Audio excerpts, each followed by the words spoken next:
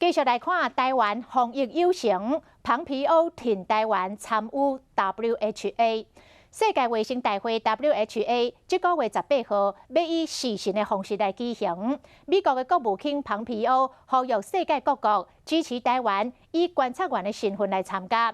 蓬皮欧嘛向卫生组织的秘书长谭德赛来发话，要求谭德赛爱发邀请函予台湾。 Today, I want to call upon all nations, including those in Europe, to support Taiwan's participation as an observer at the World Health Assembly and in other relevant United Nations venues. I also call upon WHO Director General Tedros to invite Taiwan to observe this month's WHA, as he has the power to do.